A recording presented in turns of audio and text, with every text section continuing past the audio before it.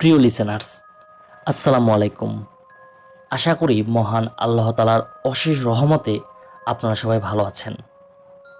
প্রিয় লিসেনার্স, আপনাদের আরও একবার স্বাগতম জানাচ্ছি আমাদের ভৌতিক অনুভূতি নামক ইউটিউব চ্যানেলের আরও একটি নতুন এপিসোডে।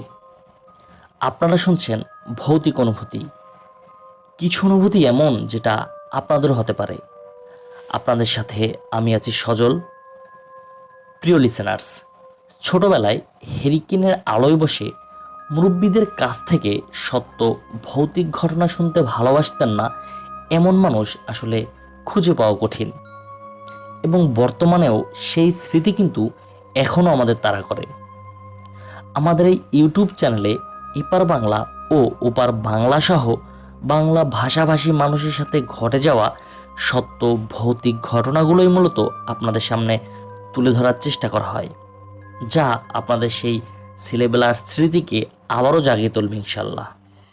প্রিয় লিসেনার্স, আপনারা যারা দেশ ও দেশের বাইরে থেকে আমাদের ঘটনা শোনেন, আপনাদের কাছে অনুরোধ থাকবে অবশ্যই আপনারা ঘটনা শোনার সাথে সাথে সেই ঘটনাটি অনুভব করার চেষ্টা করবেন। চলুন শুরু করি আজকের ঘটনা। আপনাদের সবাইকে স্বাগতম অলৌকিক জগতে। প্রিয় লিসেনার্স, আজকে যে ঘটনাটি আমি আপনাদের সাথে শেয়ার করব, এই ঘটনাটি মূলত ভয়ানক এক খুনিকে নিয়ে। একটু ব্যতিক্রম ধরনের হবে আজকের এই ঘটনাটি। আমরা মানুষ কিন্তু সৃষ্টির সেরা জীব, তবে এই মানুষের সকল কাজেই যে সেরা এমনটা নয়। এই পৃথিবীতে এমন অনেক মানুষের আবির্ভাব ঘটেছিল যারা এই সুন্দর পৃথিবীকে আলোকময় করেছেন। আবার এমন কিছু ব্যক্তির আবির্ভাব এই পৃথিবীতে ঘটেছিল যাদের কাজকর্ম দ্বারা তারা পৃথিবীকে কলঙ্কিত করেছেন। তবে সুখের সাথে এটাই বলা যায় যে এদের সংখ্যাটা খুব একটা বেশি নয়। যেই সকল ব্যক্তিদের কর্মে মানবতা কলঙ্কিত হয়েছিল, তাদের মধ্যে পুরুষ যেমন ছিল ঠিক তেমনি কিছু নারীও ছিল। আর ঠিক তেমনই একজন নারীর নাম হচ্ছে ইলসকোস। এই নারী মূলত এতটাই জঘন্য ছিলেন যে তাকে সম্বোধন করা হতো বুখেনওয়াল্ডের ডাইনি হিসেবে। ইলসকোস ছিল জঘন্যতম একজন খুনি মহিলা। তিনি কি করতেন? কারাগারে বন্দী লোকদের তিনি হত্যা করতেন এবং তাদের শরীরের বিভিন্ন অঙ্গ প্রত্যঙ্গগুলো তিনি সংরক্ষণ করতেন। এই ইলনকোস 1906 সালের 22শে সেপ্টেম্বর জার্মানির ড্রেসডেনে জন্মগ্রহণ করেন। তার পিতা ছিল একজন কারখানা শ্রমিক। জার্মানি যখন প্রথম বিশ্বযুদ্ধে অংশগ্রহণ করে, তখন 1932 সালে তিনি নাজি পার্টিতে যোগদান করেন। ইলসকোসের স্বামীর নাম ছিল কার্লোট্টো, যিনি পেশায় ছিলেন একজন কারারক্ষী। এই কোচ নিজেও ছিলেন ক্যাম্পের একজন সুপারভাইজার। সালটা 1936। বার্লিনে কোচ এক ক্যাম্পের সুপারভাইজার ও নিরাপত্তা রক্ষী হিসেবে তিনি যোগদান করেন। এই সময় পর্যন্ত ছিল কোচের ভালো সময়। এর পরের ঘটনাগুলো শুধুই অন্ধকার জগতের।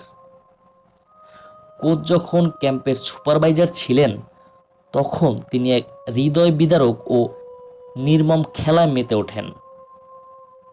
তখন কোচের দায়িত্বে থাকা ক্যাম্পে যখন নতুন কোনো বন্দি আনা হতো, তখন তিনি সেই বন্দিগুলোকে সুন্দরভাবে পরখ করতেন। এই কোচ সকল বন্দিকে দেখতেন। যে সকল বন্দীদের শরীরে টেটু অঙ্কিত থাকতো এবং যাদের গায়ের রং ভালো, তাদেরকে তিনি আলাদা করে রাখতেন। এর পরপরেই এক সময় কোচ মেতে উঠত পৈশাচিক এক নেশায়। তার দেখা যেই সকল বন্দীদের শরীরে টেটু ছিল, তাদেরকে সে নির্মমভাবে হত্যা করত এবং তাদের চামড়াসমূহ তাদের শরীর থেকে ছাড়িয়ে নিত। এরপর এই টেটুযুক্ত চামড়াগুলো তার নিজের কাছে তিনি সংরক্ষণ করতেন। এছাড়াও যে সকল বন্দীদের চামড়া সুন্দর ছিল, তাদেরকেও সে হত্যা করত। এবং তাদের শরীরের অঙ্গ প্রত্যঙ্গগুলো তিনি সংরক্ষণ করতেন। তবে তার সবচেয়ে প্রিয় শখ ছিল সুন্দর চামড়াওয়ালা বন্দীদের হত্যা করে তাদের শরীরের চামড়া দিয়ে সাইড ব্যাগ, বালিশের কভার সহ অন্যান্য জিনিস তৈরি করা। তিনি এই সকল বন্দীদের শরীরের চামড়া দিয়ে বালিশের কভার, বিছানার চাদর, টেবিলের কাপড় ইত্যাদি তৈরি করেছিলেন। কোচ নিজে ক্যাম্পের সুপারভাইজারের দায়িত্বে ছিলেন এবং তার স্বামীও একই ক্যাম্পে দায়িত্বে থাকার কারণে সে এই জঘন্য কাজগুলো খুব সহজেই করতে পারছিলেন। দীর্ঘদিন এভাবে নির্মমতার পর কুখ্যাত এই মহিলাকে গ্রেপ্তার করা হয় 1943 সালের 24 আগস্ট। কিন্তু তার এই নির্মম হত্যাযজ্ঞের কোনো প্রমাণ তখন পাওয়া যায়নি। ফলে সঠিক প্রমাণের অভাবে জেল থেকে তিনি ছাড়া পেয়ে যান। কিন্তু তার স্বামী দোষী বিবেচিত হন এবং তাকে কারাদণ্ড দেয়া হয়। জেল থেকে বেরিয়ে কোচ চলে যায় লুদিমবার্গের এক শহরে। তিনি সেখানে বসবাস করার সময় আমেরিকার সৈন্যরা তাকে আবারও গ্রেপ্তার করেন। তখন সালটা ছিল 1945 সালের 30 জুন। পুনরায় গ্রেপ্তার হবার পর আবার বিচারের মুখোমুখি করা হয় কোচকে। দ্বিতীয়বার বিচারের সময় প্রকাশিত হতে থাকে তার নানান ধরনের কুকীর্তির কথা এবং তিনি নিজেও স্বীকার করেন তার এসব লোমহর্ষকর কাহিনীর কথা। পুলিশ তখন অভিযান চালিয়ে উদ্ধার করে মানুষের চামড়া দিয়ে তৈরি তার বিভিন্ন প্রকারের জিনিসসমূহ। বিচারে কোচ দোষী বিবেচিত হওয়ায় 1947 সালের 30 জুন আদালত তাকে যাবজ্জীবন কারাদণ্ড প্রদান করেন। কিন্তু নিজের প্রতি অভিমান ও জীবনের প্রতি বিতৃষ্ণা হয়ে জেলে থাকা অবস্থায় 1967 সালের 1 সেপ্টেম্বর তিনি গলায় দড়ি দিয়ে আত্মহত্যা করেন। আর এভাবেই দুনিয়া থেকে বিদায় নেন এক নরপিশাচ। কিন্তু তখনকার দিনে একটা রটনা রটে চারদিকে। কোচ যখন জেলে তার রুমে বন্দি অবস্থা থাকতেন, তিনি নাকি বিভিন্ন ধরনের আওয়াজ শুনতে পেতেন। তিনি যাদের হত্যা করেছিলেন তিনি নাকি তাদের দেখতে পেতেন এবং মূলত এই কারণেই তিনি আত্মহত্যা করেন। এইটা প্রকাশিত হয় তখন যখন তার ডায়েরিটা মানুষের সামনে আসে। তিনি তার দেখা বিভিন্ন জিনিস ওই ডায়েরিতে লিখে গেছেন এবং তিনি এটাও লিখেছেন যে তিনি প্রতি রাতে অনুভব করতেন বেশ কিছু মানুষ তাকে শুইয়ে রেখে তার শরীর থেকে তার চামড়া ছিঁড়ে নিচ্ছে এবং তিনি সেটা অনুভবও করছেন।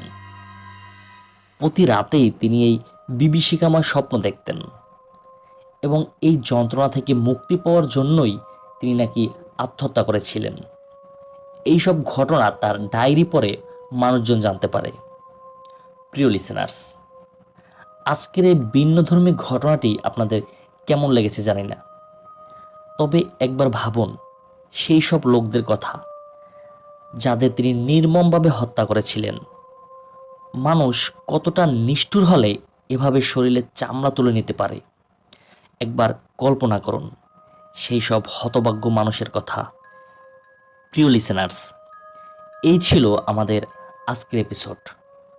মহান আল্লাহ তাআলার এই দুনিয়ায় কত যে রহস্য লুকিয়ে আছে তার ধারণা আমরা করতে পারি না। মহান আল্লাহ তাআলার কাছে ফরিয়াদ থাকবে এই ধরনের সকল সমস্যা থেকে তিনি যেন আমাদের হেফাজত করেন। প্রিয় লিসেনার্স, আজকের এই ঘটনাটি আপনাদের ভালো লাগলে অবশ্যই আমাকে কমেন্ট করে জানাবেন। আর আপনারা যারা আপনাদের জীবনে ঘটে যাওয়া কোনো ঘটনা অথবা আপনার জানা কোনো সত্য ঘটনা আমাদের সাথে শেয়ার করতে চান, তারা ঘটনা লিখে অথবা রেকর্ডিং করে পাঠিয়ে দিন আমাদের হোয়াটসঅ্যাপ নাম্বারে। এই ভিডিওর নিচে ডিসক্রিপশন বক্সে আমাদের হোয়াটসঅ্যাপ নাম্বার দেওয়া আছে। আর আপনাদের কাছে অনুরোধ থাকবে আমাদের এই ছোট্ট চ্যানেলটি সাবস্ক্রাইব করার জন্য। ইনশাল্লাহ পরবর্তী ঘটনা শোনার আমন্ত্রণ জানিয়ে আজকের মতো এখানেই বিদায় নিচ্ছি। আসসালামু আলাইকুম।